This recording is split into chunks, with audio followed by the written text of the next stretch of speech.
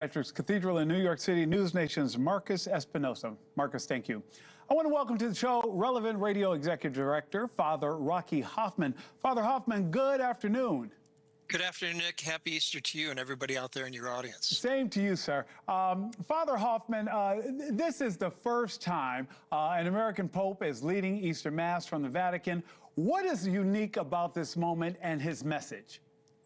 Well, it is truly unique. In 2,000 years of history of the Catholic Church, this is first time you have a Holy Father who's from the United States, from my own city, from Chicago.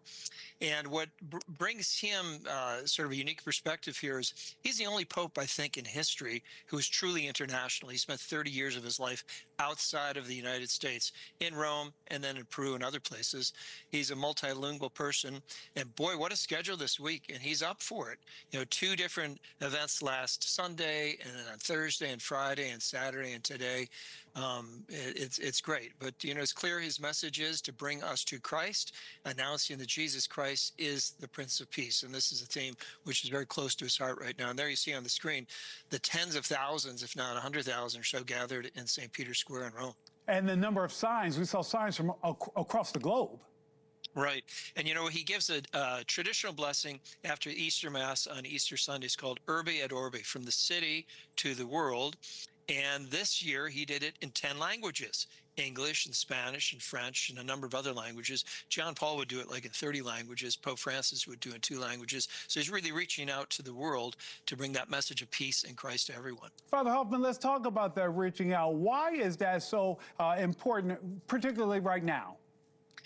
Well, he occupies a very unique role given what we believe as Christians and Catholics, and that is we believe that Jesus Christ is God, and we take his words very seriously.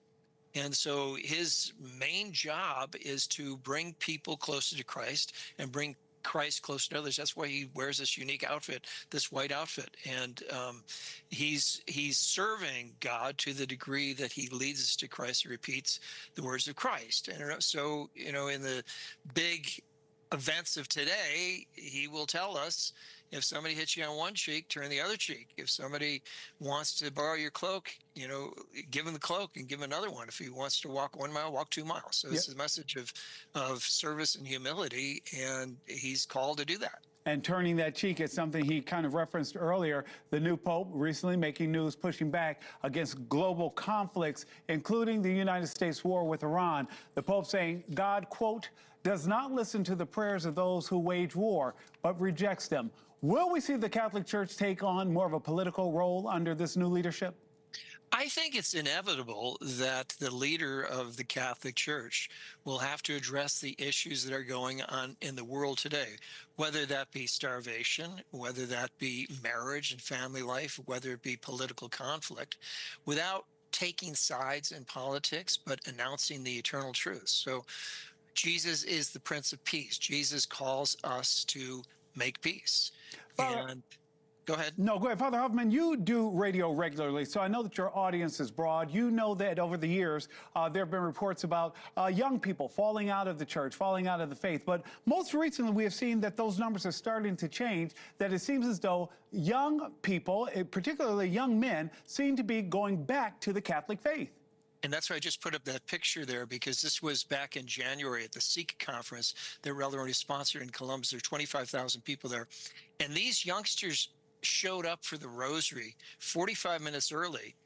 And later I was looking at the picture, but a week later said, look at that, 75% of them are guys. That's the complete reverse of what we're used to in Christian religions. And it's usually a 70-30 split, 70 female, 30 male, but the younger generation do that. So I was thinking about this. I think you can trace it back in this country to 1993, when John Paul II came here for World Youth Day, and 500,000 people showed up.